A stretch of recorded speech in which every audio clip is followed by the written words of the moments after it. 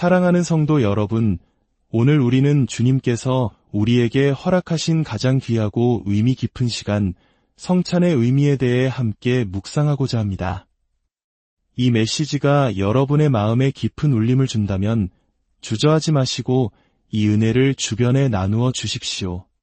하나님의 축복이 말씀을 듣고 나누는 모든 분 위에 가득하기를 소망합니다.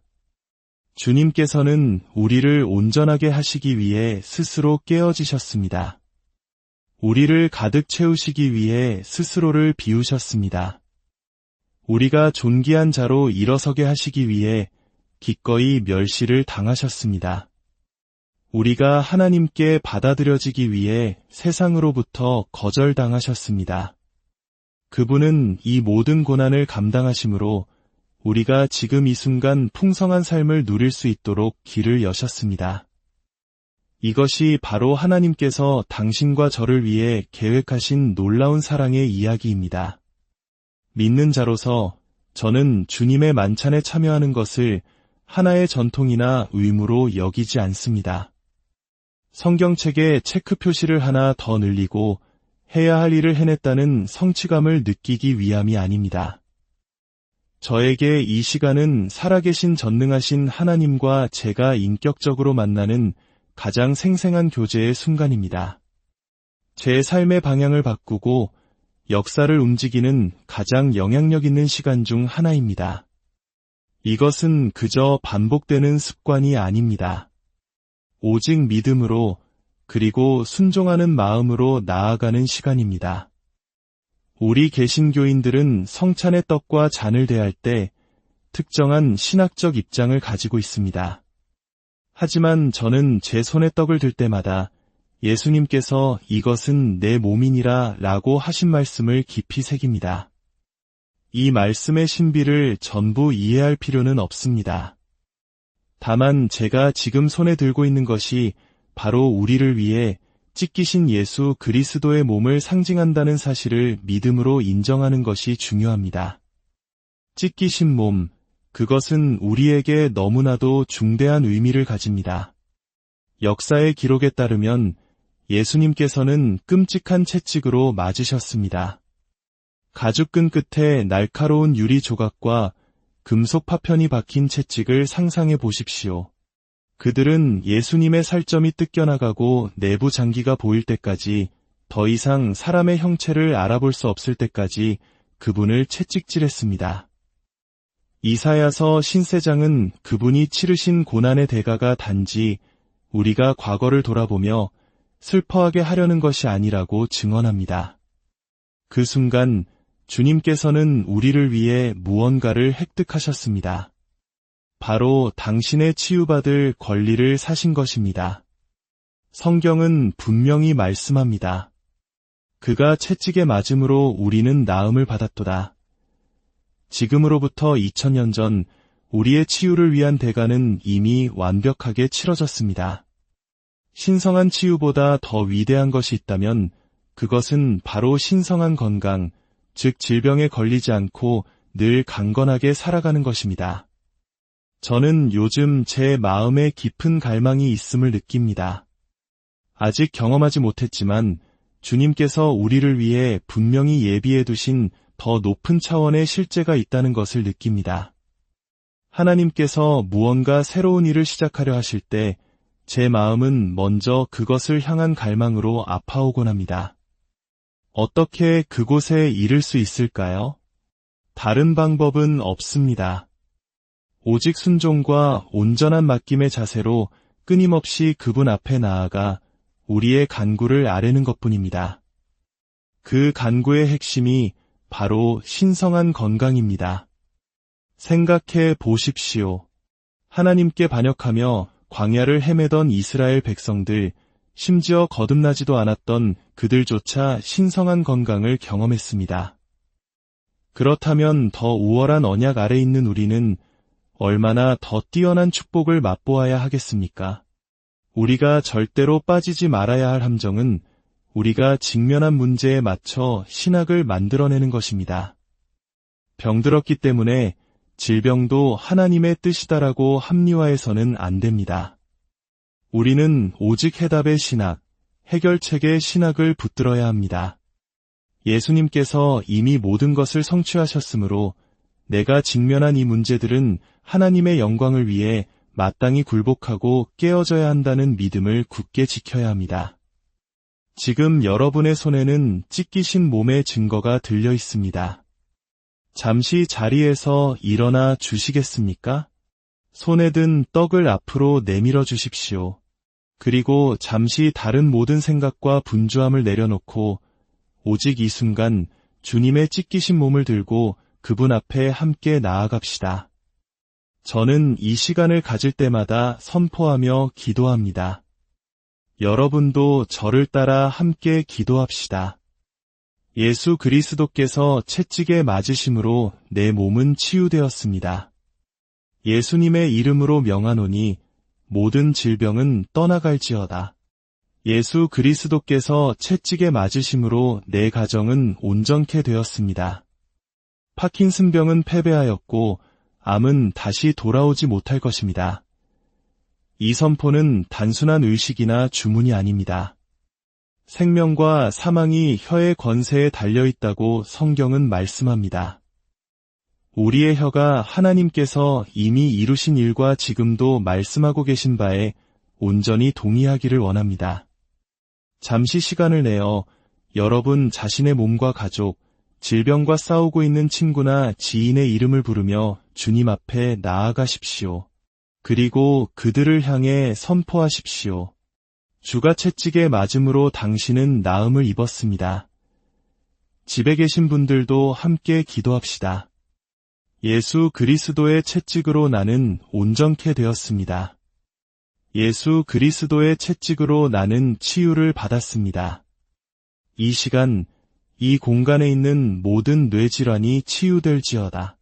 우리의 영과 혼과 몸, 삶의 모든 영역이 온전케 될지어다. 주님께서 빠뜨리신 영역은 하나도 없습니다. 그 치유의 은혜를 지금 선포합니다. 이제 다시 떡을 앞으로 들어주십시오. 예수님의 찢기신 몸이 이루신 또 다른 놀라운 일이 있습니다. 에베소서 2장은 예수님께서 자신의 몸으로 유대인과 이방인 사이를 가로막던 담을 허무셨다고 말씀합니다. 인류 역사상 가장 큰 분열, 축복받은 자와 저주받은 자 사이의 거대한 장벽을 그분은 친히 자신의 몸으로 허물어뜨리셨습니다. 이것이 무엇을 의미합니까? 당신이 손에 든 이 떡, 이 깨어짐의 상징은 그분의 깨어짐으로 우리가 하나가 될 수 있음을 증거합니다. 가족 간의 갈등, 직장이나 사회의 인종 갈등, 심지어 교회와 교회 사이의 반목까지 그 어떤 분열이라도 괜찮습니다. 이 떡을 주님 앞에 들고 이렇게 고백하십시오. 주님, 주님께서 치르신 이 대가는 이 모든 분열을 해결하고도 남음이 있습니다. 주님의 희생은 이 교회와 저 교회, 이 민족과 저 민족, 이 가정과 저 가정이 하나 되게 하기에 충분하고도 넘칩니다. 하나님 아버지, 예수님의 찢기신 몸을 통해 풀어주신 치유의 능력과 연합의 능력에 감사드립니다. 이제 그 믿음으로 함께 성찬에 참여하겠습니다. 주님, 감사합니다. 진심으로 감사합니다. 이제 잔을 주님 앞에 드십시오. 예수님께서는 이것이 당신의 피라고 말씀하셨습니다. 저는 이 피의 잔을 대할 때마다 두 가지를 선포합니다. 첫째는 이것입니다. 저를 따라 해주십시오. 예수님의 보혈이 나를 자유케 합니다. 다시 한번 예수님의 보졸이 나를 자유케 합니다.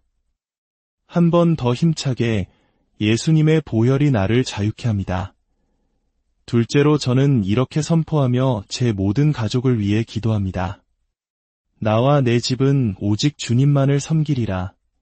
함께 고백합시다. 나와 내 집은 오직 주님만을 섬기리라. 그리고 이제 여러분의 가족들을 위해 기도하십시오. 잠시 시간을 드리겠습니다. 아직 주님을 알지 못하고 방황하는 사랑하는 이가 있다면 그 이름을 부르십시오. 주님, 그들에게도 그리스도 안에 자리가 있습니다. 예수님의 이름으로 그들을 아버지의 집으로 부릅니다. 예수님의 보혈이 나의 모든 가족을 자유케 합니다. 저는 제 자녀들과 손주들을 위해 기도하는 것을 사랑합니다. 제 아들이 태어나기 전부터 지금까지 40년 넘게 기도해왔습니다. 하나님, 예레미야 24장의 말씀처럼 주님을 아는 마음을 저들에게 주시옵소서. 주님의 음성을 듣게 하시고 그 음성으로 저들을 이끌어 주시옵소서. 주님의 길을 알게 하소서. 여러분도 가족을 위해 이렇게 기도하십시오. 하나님, 제 가족에게 주님을 아는 마음을 주십시오. 그들을 주님께로 가까이 이끌어 주십시오. 가족을 위한 기도 다음으로 제가 가장 기쁨을 느끼는 순간은 어떤 이유로든 저를 반대하거나 비판하는 사람들을 위해 기도할 때입니다. 성경은 주인의 종을 우리가 비판할 권리가 없다고 분명히 말합니다. 따라서 저에게는 다른 하나님의 종을 비판할 어떠한 자격도 없습니다. 대신 저는 하나님께서 그들을 모든 가능한 방법으로 풍성하게 축복해 주시기를 기도하는 것에서 큰 기쁨을 발견합니다. 그들의 영과 혼과 몸이 형통하기를, 건강하기를, 재정적으로 조금도 부족함이 없기를 기도합니다. 하나님께서 그들을 은총으로 둘러주시고 그들의 은사를 펼칠 모든 기회를 열어주시기를 기도합니다. 하나님께서 그들을 위해 계획하신 모든 것을 온전히 이루는 삶을 살게 되기를 기도합니다. 이 피의 잔을 들고 기도하는 것이 더욱 특별한 이유는 바로 이 보혈이 나와 그들 모두를 덮기 때문입니다.